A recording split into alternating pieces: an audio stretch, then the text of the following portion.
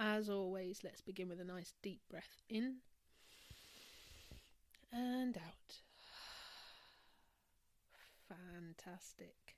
So we're getting back into routine, back to school, back to just learning and general clubs and family life, I suppose. Now that the summer's over and we've left behind the freedom that comes with. So with that, I thought I'd talk a little bit this week about consistency. Consistency in both practice of meditation and mindfulness and building habits and stuff, and also consistency in sort of supporting your child and setting boundaries and stuff like that. And I know boundaries is quite often a word that some people go, ooh, that sounds strict and stuff like that. But I think especially with my children personally, and with myself, so boundaries not just to do with kids, boundaries to do with myself and the way in which I look after myself and sort of treat myself, and like giving ourselves a strict bedtime rather than doing throughout the summer. Me and my husband were guilty of going, oh well, we'll just watch one more episode, and then we'd be tired and run down the next day, and it was a bit like, ugh. Whereas setting that boundary of no, sort of at 10 o'clock the TV has to be off, and that's that sort of thing, it helps to improve our well-being, the way that we are, the way that we feel, because we're taking care of ourselves. And yes, we want to watch the odd program past 10 o'clock, and yes, we will do that, but unless we build in that consistency and that routine for ourselves, it actually becomes less of an easy thing to do. And I think that's why I want to talk about it today more than anything. So sort of with boundaries and the consistency in setting boundaries with our children, like for example, we've had a lot of struggles this week in particular, with helping my son get dressed. I say we, my husband's got a new job, so he's not around in the mornings. I've been struggling quite a lot with that. And the consistency for me, I've tried a marble jar, which I think quite a few of you have probably heard of, where sort of I started doing it so that if they've got their teeth brushed and clothes on, book bags on, shoes on and stuff like that by a certain time, then they get the marble, and then at the end of the week they'll get a special treat on a Friday after school if their jar's full of the marbles and stuff. That's how I intended to do it. That kind of didn't help. That kind of didn't help within the first few days. And on reflection, I'm like, maybe I should have been more consistent with it. Maybe if he'd seen the benefit. But it's hard then to see my child screaming, telling me that they hate school, and they don't want to get dressed because they don't like learning. When like it's hard for him to rationalise the fact that he puts a marble in this jar and he'll get a treat in a week's time. So then I was like, well, maybe I should bring in, they're enjoying doing Danny Go on YouTube at school for Wake Up Shake Up. So they've been asking for it a lot at home. So I was like, well, if we say by 8:10, if they're dressed and ready, they get to have Danny Go on. If they're not ready at that point, they're going to have to come into the kitchen or the bathroom or whatever they've got to do and carry on getting ready. And they'll, like, Danny Go will be on, but they'll have to be getting ready. They won't be able to do it. Maybe that will help. And basically, my brain at the moment is all over the place. And so I haven't necessarily stuck to that boundary and stuck to the consistency. And I know that in order to help my children understand, I need to continue doing it. And it feels horrible to be the strict mom, especially first thing in the morning before you're leaving the school. But actually it's better overall if I set that time for 10 past 8 instead of 8:25 when we actually need to be leaving, so that I'm not shouting them out the door in the mornings. So I'm going to start doing a combination of the two. And see, I think it'll be if Danny goes on, then that. But if you're all dressed and you're ready and you've got out of the house nicely and everything's okay, then you get your marble sort of thing. So that even if they've missed Danny Go, they still can see that they get, like, there's benefits to it.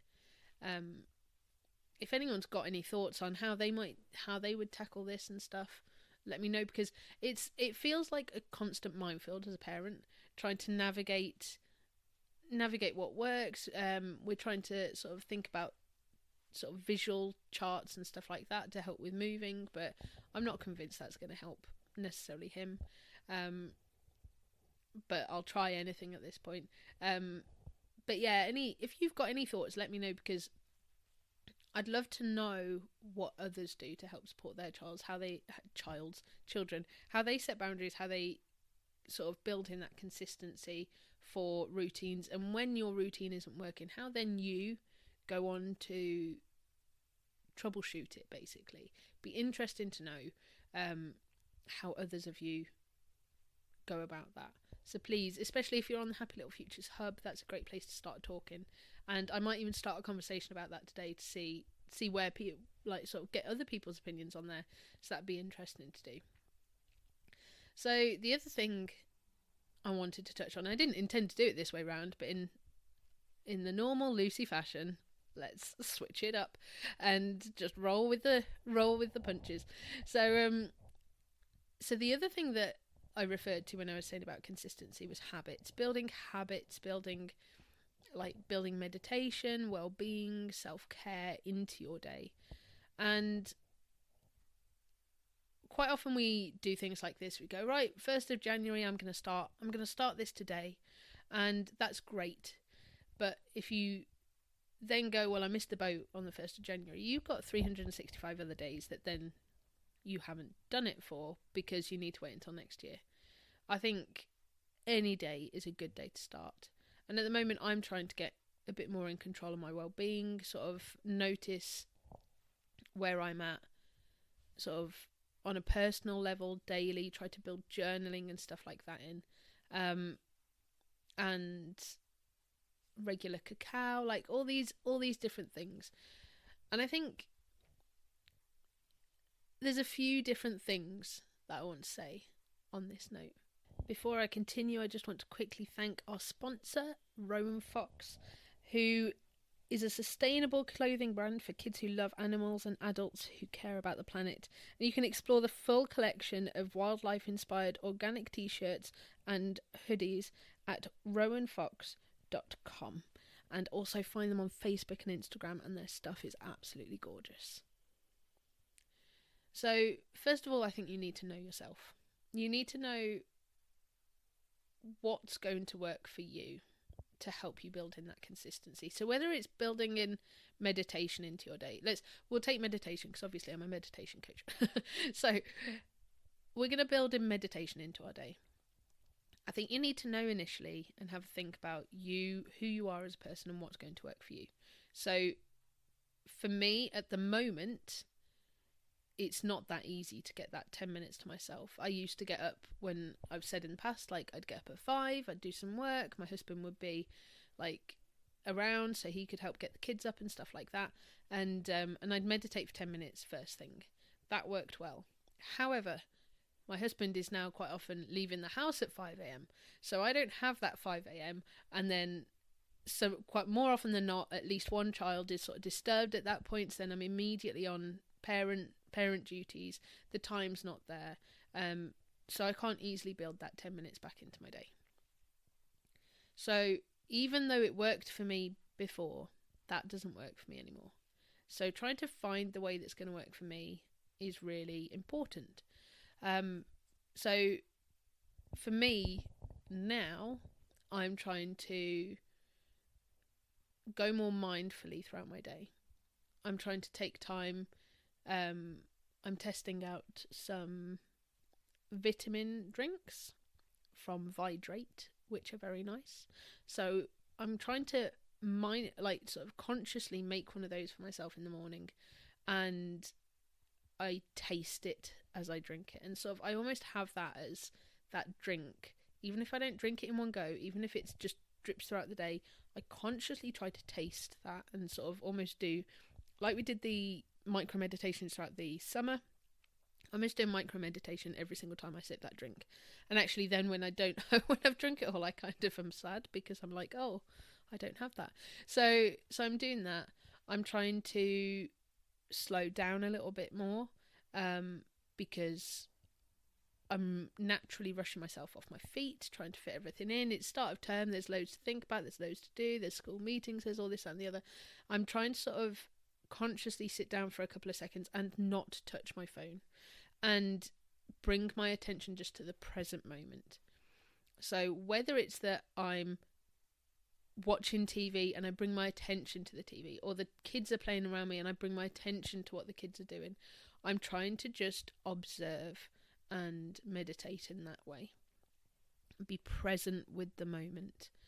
I'm also trying to, throughout the day, dribs and drabs, sort of just stop and take a deep breath for myself. Even if it's only once a day that I get to take that deep breath, I'm consciously every day, at some point throughout my day, whenever it fits, taking a deep breath. So my point is the consistency of doing that each day, whether it's something that I do at a specific time or it's something that I drip into my day every day, is helping me to stay more level-headed than I would normally. Given the week I've had from Monday morning at sort of 5:30, whatever time it was, onwards, it's been a bit crazy. So given that, I've tried to make those moments for myself, and it's not easy. My youngest is still at home. She doesn't start back at nursery for another 2 weeks properly. 3 weeks probably, I don't know. So she's still at home, and it's just consciously making that time for me. Whether it's a breath and anyone notices or not, that's what's important. The other thing I find personally is that I don't do notifications on my phone. I have tried so many times to use notifications on my phone to try and prompt me, and actually I just get annoyed that my phone's telling me to do something. So I don't like being told by my phone what to do. So for me that doesn't work. It might be that for you, you know that at 8:55 every morning, you will be walking home from school with no children, and actually you can concentrate on your breath. And having that, like, it might be that you automatically take your phone out of your pocket to look at your phone in those moments, and having that moment of doing that and seeing a notification that says don't do that really helps, or sort of that says breathe or something like that, and having that moment to yourself really helps.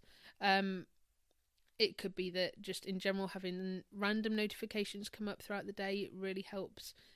I know I've spoken about Finch in the past that can help. I'm currently trying out Dubby, which is an app for ADHD. I'm going through, sort of waiting for an assessment at the moment. But I'm currently trying that out. Which actually has a notification thing where it says don't press on this, and every time that's come up so far, I have actually done what it says. So maybe that's my problem. So I'm trying out that and stuff like that. But there's many things where you can set timers for specific times, not timers, notifications, or set notifications for random times throughout the day. Those things will make a difference if you're that sort of person. And in many cases, for me, I didn't know who I was or what sort of a person I was until I had actually started meditating. And that's okay. And if you're someone that you're like, I want to try this and I want to see if it helps, and it's something that you're struggling with, then maybe either finding a group, or, I mean, I'd love to know actually if people think that having an online group, a regular Zoom would help, or something like that, or finding a local group, or like I do sound baths. I do regular sound baths for people every 2 weeks. Take that time for yourself. It is okay to take that time, and it feels uncomfortable. And I think quite often we hear the whole aeroplane, if you don't put on your gas mask first sort of thing analogy, but actually no one tells you how uncomfortable that can feel. And especially when you're looking after children, especially when you're caring for someone else, it's not always a nice feeling to think that you're sort of to put your needs ahead of those that you care for, because it's unnatural. But it is extremely important. And in these moments, taking that time out to sort of sit back and go, right, this moment's for me, that's okay. Whether it's 30 seconds, a cup of coffee that you make yourself sit down and drink hot, or whether it's an hour-long sound bath somewhere, it's really important that you take that time and take that care for yourself. And I think that is something that isn't often acknowledged, is yes, we all know that you should do that, but actually the fact that it's normal for it to feel uncomfortable is something that you should know. And it's something that there are plenty of other people out there, and it could be the people that you're even on the school run with or sort of like at work with, that are going through that time of making that mental change and struggling to help themselves to feel okay with doing something for themselves and putting their well-being first to help them support others. So in conclusion, after that very, very rambly thing, I'm talking about consistency, and how consistency doesn't have to be, whether you're making a habit or creating a new routine or setting boundaries and stuff. Consistency doesn't always look like what you expect it to look like. Consistency might look like just knowing yourself and doing little things throughout the day. It might look like building in an exact time because you like to have the structure. It is most likely going to feel uncomfortable. Whatever habit or anything you're trying to build, whether it's not looking at your phone, whether it's just generally meditating more, whether it's setting a boundary to go, right, at 8:10 you do a bit of wake up shake up at home before you go to school. Whatever it is, it's not always comfortable. And quite often we want to rush the process of building that habit, building that structure, building that consistency, setting that boundary. And it's not something that can always be rushed. And so it's okay to go through a rocky, uncomfortable period to start with, and to then have to try and sort yourself out and get your act together with doing it in the first place, and building in that consistency. So whether you want to try something new, already try something new, please head to the Happy Little Futures Hub on Facebook and let me know what you do, what you're struggling with, what you want to build in, because I would love to hear from you and hear how you've built in other things, like going to the gym and stuff like that, how you've managed to fit that into your routine, and then how you've coped with maintaining that through change, or whether you've found it easy to take a break and then come back to it, for example, if you go on holiday or something. So let me know. And with that, we're going to take one final deep breath in and out. Before I continue, I just want to quickly thank our sponsor, Rowan Fox, who is a sustainable clothing brand for kids who love animals and adults who care about the planet. And you can explore the full collection of wildlife-inspired organic t-shirts and hoodies at rowanfox.com, and also find them on Facebook and Instagram, and their stuff is absolutely gorgeous. And I will see you next week.